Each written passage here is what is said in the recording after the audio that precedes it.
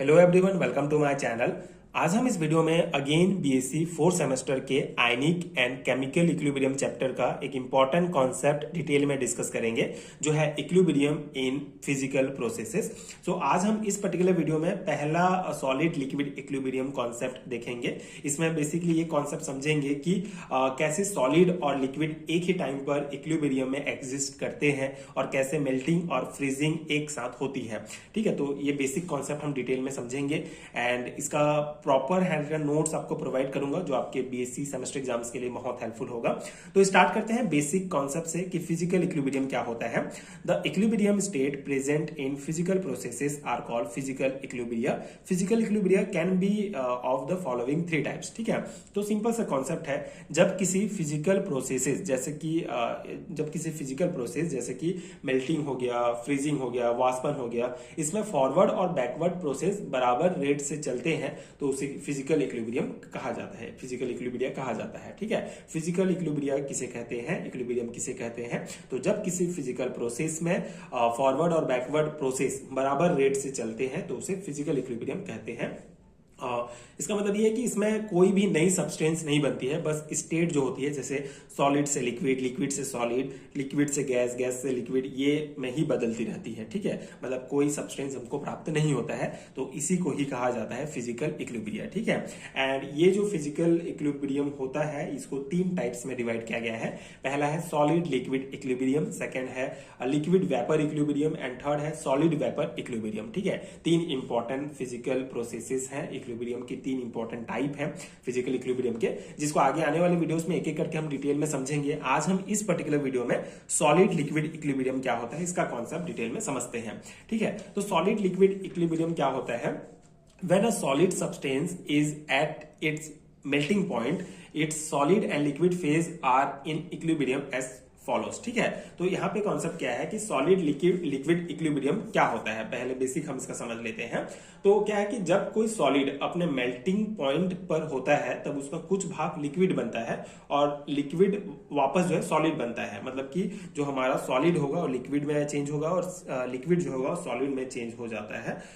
दोनों साथ साथ रहते हैं, इसी को सॉलिड लिक्विड इक्विलिब्रियम कहा जाता है। ठीक है, तो जब हम सॉलिड सब्सटेंस जो है is at its melting point, is its solid and liquid phase are in equilibrium. ठीक है, जैसे यहाँ पे ये जो हमारा स्ट्रक्चर है यही मेन है। सॉलिड जो है वो मेल्ट होगा, मतलब जैसे कोई बर्फ का टुकड़ा है वो जो है क्या होगा, पिघलेगा, पिघल के बाद क्या बनेगा, लिक्विड बनेगा। एंड जो लिक्विड होगा जब उसको हम फ्रीजिंग पॉइंट पे लाएंगे, जमाएंगे, तो सॉलिड में चेंज हो जाएगा, बर्फ में चेंज हो जाएगा। तो इसी को सॉलिड लिक्विड इक्विलिब्रियम कहा जाता है, जहां पे सॉलिड लिक्विड में और लिक्विड जो है सॉलिड में चेंज होता है। ठीक है, तो ये बेसिक कॉन्सेप्ट है। So in equilibrium, both phases are continuously and simultaneously transforming into each other. This state of equilibrium is called dynamic equilibrium. ठीक है, यहाँ पे एक इंपॉर्टेंट कॉन्सेप्ट है डायनेमिक इक्विलिब्रियम का। तो ये जो इक्विलिब्रियम स्टेट होता है इसमें दोनों जो फेज होगा, सॉलिड फेज और लिक्विड फेज, कंटिन्यूसली या साइमल्टेनियसली जो है एक दूसरे में ट्रांसफॉर्म होते रहते हैं। सॉलिड लिक्विड बनते रहता है, पिघलते रहता है, लिक्विड सॉलिड फॉर्म में चेंज होते रहता है। इस स्टेट को डायनेमिक नेचर कहा जाता है। ये जो इक्विलिब्रियम का ये जो स्टेट होता है इसको डायनेमिक इक्विलिब्रियम कहा जाता है, क्योंकि ये जो इक्विलिब्रियम होगा वो स्टैटिक नहीं होता है, मतलब कि रुका हुआ नहीं होता है, बल्कि अंदर से प्रोसेस चल रहा होता है।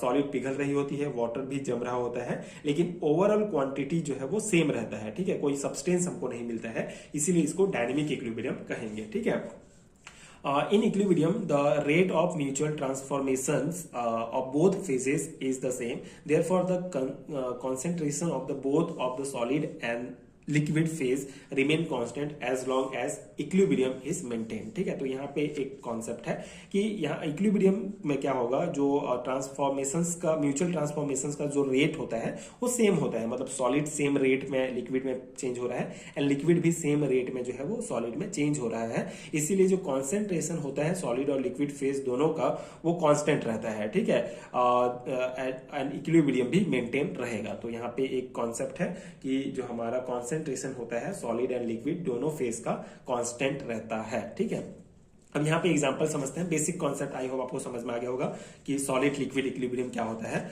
अब एग्जांपल से इस कॉन्सेप्ट को और डिटेल में समझते हैं।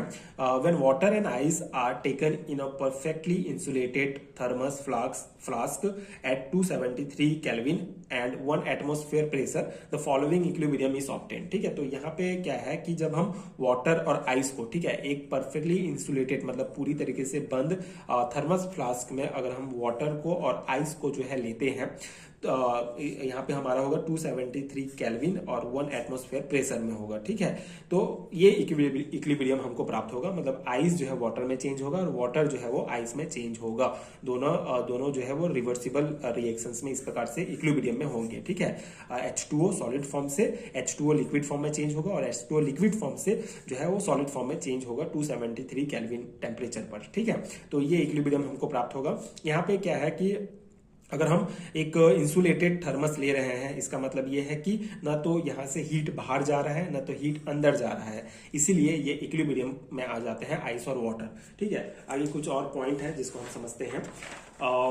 If the temperature and pressure remain constant in the above process and there is no exchange of heat with the surroundings, then both phases will remain in equilibrium and the quantities of ice and water will remain constant। ठीक है, तो वही जो हमने समझा कि अगर temperature और प्रेशर रिमेन कांस्टेंट रहेगा, स्थिर रहेगा इस प्रोसेस में, मतलब फ्लास्क के अंदर, मतलब कि ना तो बाहर से हीट जाएगा ना अंदर से हीट बाहर आएगा, तो उस स्थिति में, उस फेज में जो इक्विलिब्रियम होगा उसका क्वांटिटी जो होगा, आइस एंड वाटर का जो क्वांटिटी होगा वो कांस्टेंट रहता है। ठीक है, and although ice and water molecules continue convert into each other, लेकिन जो वाटर एंड आइस के जो मॉलिक्यूल्स होंगे, आइस वाटर में चेंज होगा, वाटर जो है आइस में कंटिन्यूसली एक दूसरे में कन्वर्ट होते रहते हैं। The rate at which ice molecule convert to water and the rate at which water molecule convert to ice are the same. ठीक है, लेकिन जो रेट होगा दोनों का वो सेम होगा, मतलब कि जो आइस के मेल्टिंग का रेट होता है एंड जो वाटर के फ्रीजिंग बर्फ बनने का जो रेट होगा वो दोनों सेम होगा। ठीक है, इसीलिए जो क्वांटिटी होगा हमारा वो चेंज नहीं होता है। यही बेसिक कॉन्सेप्ट आपको समझना है। ठीक है, तो हम एक एग्जांपल में क्या लेंगे कि एक इंसुलेटेड थर्मस फ्लास्क में 273 केल्विन पर अगर हम आइस और वाटर को रखते हैं तो वो जो है सॉलिड लिक्विड इक्विलिब्रियम फेज में आते हैं, मतलब कि आइस वाटर में चेंज होगा, वाटर जो है वो आइस में चेंज होगा, लेकिन जो रेट होगा वो दोनों सेम होता है, बराबर होता है। इसलिए यहाँ पे ये वाला फॉर्मूला आप याद रखेंगे। या आगे मतलब इससे कुछ बेसिक जो है ऑब्जेक्टिव टाइप क्वेश्चंस पूछे जा सकते हैं, कुछ न्यूमेरिकल टाइप क्वेश्चंस भी यहाँ से सॉल्व होते हैं, जिसको आगे हम देखेंगे। बाकी आपको अभी ये याद रखना है कि सॉलिड लिक्विड इक्विलिब्रियम में जो melting of ice and freezing of water का जो रेट होता है वो बराबर होता है। तो ये कॉन्सेप्ट हो गया हमारा पहला सॉलिड लिक्विड इक्विलिब्रियम का। आगे हम जो फिजिकल प्रोसेस के जो दो और टाइप हैं, liquid vapour equilibrium and solid vapour equilibrium, दोनों का कॉन्सेप्ट डिटेल में समझेंगे, जो अगेन बहुत इंपॉर्टेंट कॉन्सेप्ट है। एंड आई होप कि ये कॉन्सेप्ट आपको समझ में आ गया होगा एंड ये नोट्स आपके एग्जाम प्रिपरेशन के लिए हेल्पफुल रहा होगा। स्पेसिफिक सिलेबस की बात करूँ तो छत्तीसगढ़ के जितने भी यूनिवर्सिटीज हैं उसमें BSc 4 सेमेस्टर के 3rd यूनिट में ये टॉपिक्स आपको देखने को मिलेंगे। आप अपने सिलेबस देख सकते हैं। एंड अगर आपको पेड हैंडरिटन नोट चाहिए तो नीचे डिस्क्रिप्शन बॉक्स में आपको PDF स्टोर का लिंक मिलेगा, जहां से आप नोट्स डाउनलोड कर सकते हैं, जो आपके एग्जाम प्रिपरेशन के लिए अगेन बहुत हेल्पफुल होगा। एंड अगर ये वीडियो हेल्पफुल है तो आगे के वीडियोस देखने के लिए आप चैनल के साथ जुड़े रहिए। Thank you so much for watching.